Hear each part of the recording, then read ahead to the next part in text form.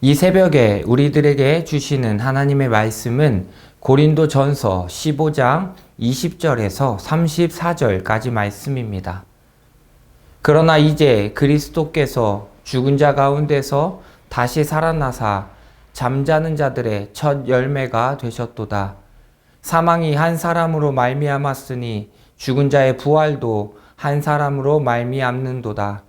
아담 안에서 모든 사람이 죽은 것 같이 그리스도 안에서 모든 사람이 삶을 얻으리라. 그러나 각각 자기 차례대로 되리니 먼저는 첫 열매인 그리스도요, 다음에는 그가 강림하실 때에 그리스도에게 속한 자요, 그 후에는 마지막이니 그가 모든 통치와 모든 권세와 능력을 멸하시고 나라를 아버지 하나님께 바칠 때라. 그가 모든 원수를 그 발 아래에 둘 때까지 반드시 왕노릇 하시리니 맨 나중에 멸망받을 원수는 사망이니라. 만물을 그의 발 아래에 두셨다 하셨으니 만물을 아래에 둔다 말씀하실 때 만물을 그의 아래에 두시니가 그 중에 들지 아니한 것이 분명하도다. 만물을 그에게 복종하게 하실 때에는 아들 자신도 그때 만물을 자기에게 복종하게 하신 이에게 복종하게 되리니 이는 하나님이 만유의 주로서 만유 안에 계시려 하심이라.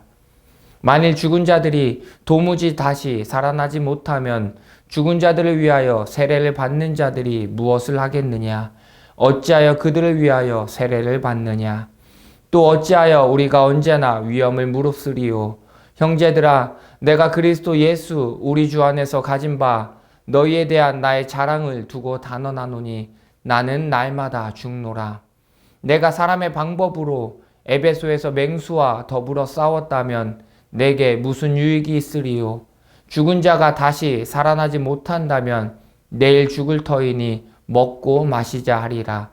속지 말라. 악한 동무들은 선한 행실을 더럽히나니 깨어 의를 행하고 죄를 짓지 말라. 하나님을 알지 못하는 자가 있기로 내가 너희를 부끄럽게 하기 위하여 말하노라. 아멘. 오늘 이 새벽에 우리는 날마다 복음을 위하여 죽노라 라는 제목을 가지고 함께 말씀을 나누려고 합니다. 하나님을 믿고 하나님의 말씀대로 하나님의 뜻대로 살아가는 사람을 그리스도인이라고 합니다. 우리는 모두 하나님을 믿고 하나님의 뜻대로 살아가는 그리스도인입니다. 그렇다면 그리스도인에게 있어서 가장 중요한 것이 있다면 무엇일까요? 온전한 그리스도인으로 살아가기 위해 반드시 알고 믿어야 할 것이 있다면 그것은 바로 예수님의 십자가의 죽으심과 부활입니다. 예수님께서 우리의 죄를 위해 십자가에 죽으심으로 우리는 죄에서 자유함을 얻게 되었고 죄인이 아니라 온전한 하나님의 자녀로 살아갈 수 있게 되었습니다. 또한 예수님의 부활하심을 통해서 우리는 죽음에만 머물러 있는 것이 아니라 죽음 이후에 있을 영생의 삶을 바라보며 살아갈 수 있게 되었습니다.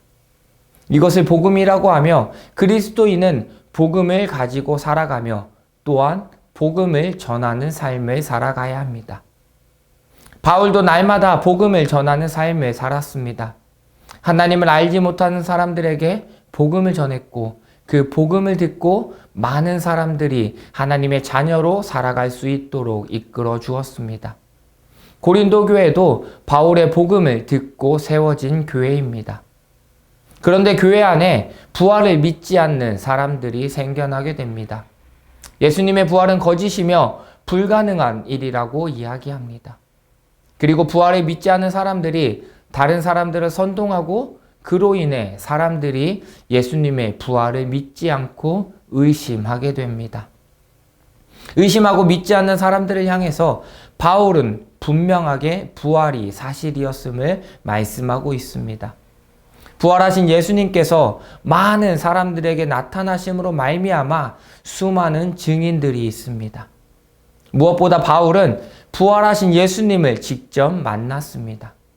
그렇기 때문에 바울은 담대하게 예수님의 부활을 전하며 선포할 수 있었습니다. 본문 20절의 말씀을 보면 그러나 이제 그리스도께서 죽은 자 가운데서 다시 살아나사 잠자는 자들의 첫 열매가 되셨도다 라고 말씀하고 있습니다. 그렇습니다. 예수님께서는 부활하셨습니다. 그리고 예수님의 부활을 통해서 우리는 이 땅에서의 삶을 바라보며 사는 것이 아니라 죽음 이후의 삶, 하나님 나라의 삶을 바라보며 살아가게 되는 것입니다. 최초의 인간인 아담 한 사람으로 인해서 죄악이 들어오게 되었습니다.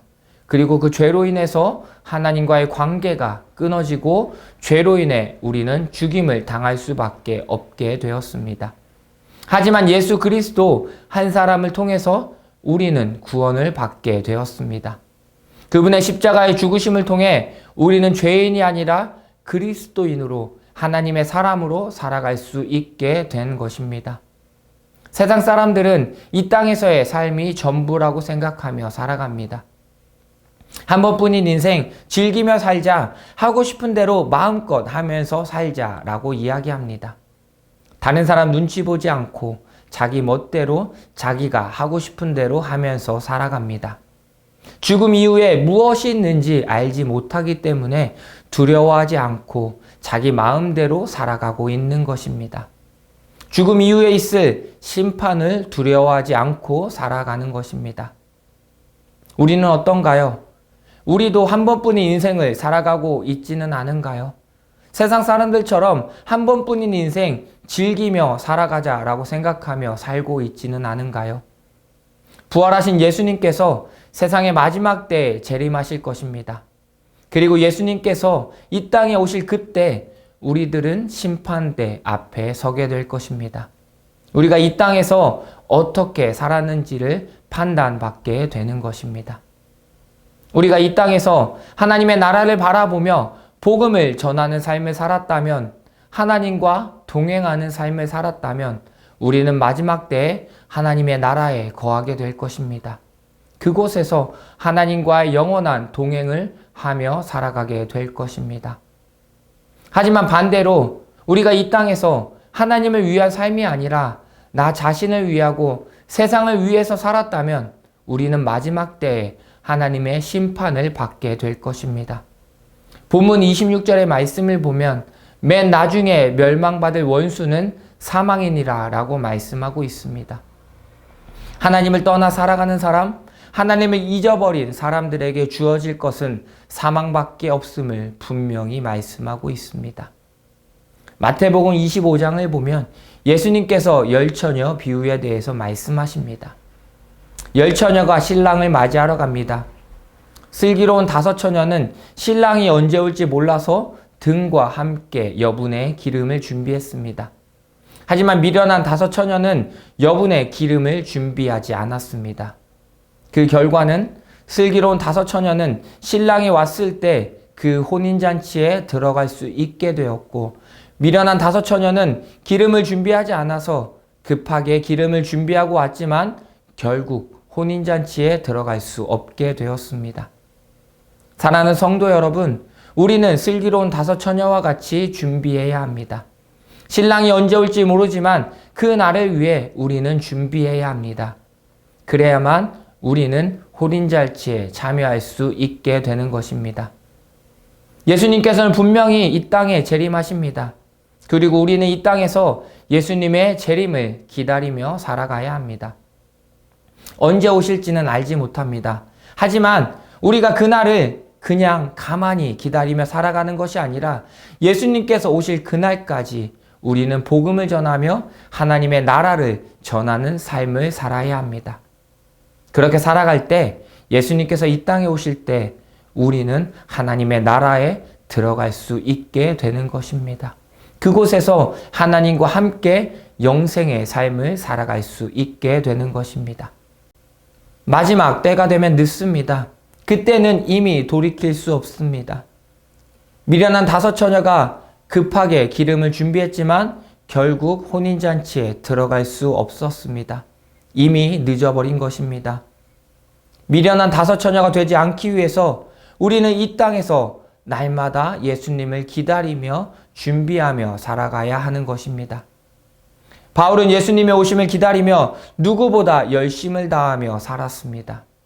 오늘 본문 31절의 말씀을 보면 형제들아 내가 그리스도 예수 우리 주 안에서 가진 바 너희에 대한 나의 자랑을 두고 단언하노니 나는 날마다 죽노라 라고 말씀하고 있습니다. 바울은 복음을 위해 날마다 죽는다라고 고백하고 있습니다. 복음을 전하기 위해 하나님의 나라를 전하기 위해 바울은 자신을 내려놓았습니다. 자신을 포기했습니다. 복음을 전하다가 수없이 많은 박해를 받았습니다. 수없이 맞고 옥에 갇히고 죽을 고비를 여러 번 넘겼습니다. 그럼에도 바울은 복음을 전했습니다. 그것이 가능했던 이유는 바울은 이 복음이 사람을 새롭게 하고 복음을 통해 새 생명을 얻게 됨을 분명히 알았기 때문입니다.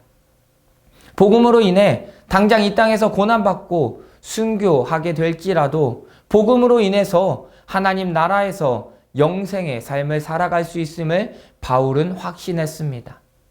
만약 부활이 없다면 우리의 신앙은 아무 의미가 없어지게 됩니다.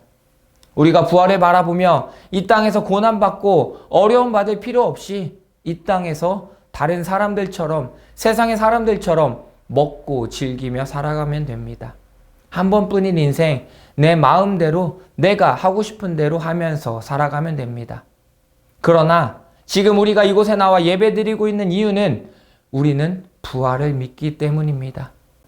예수님께서 이 땅에 오실 그때 잘하였다 착하고 충성된 종아 라고 칭찬받고 하나님의 나라에서 하나님과 함께 거하는 삶을 바라보기 때문에 우리는 함께 나와 있는 것입니다. 그날을 기다리며 그날을 준비하며 살아가고 있는 것입니다. 예수님의 재림을 기다리며 우리는 이 땅에서 복음을 전하는 삶을 살아야 합니다.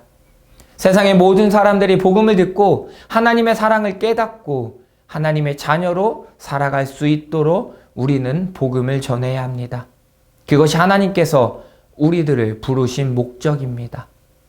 나는 날마다 죽노라 라고 고백했던 그 바울의 고백처럼 날마다 복음을 위해 우리 자신을 죽이고 하나님만을 바라보며 살아가시는 우리 성도님들의 삶이 되시기를 간절히 소망합니다.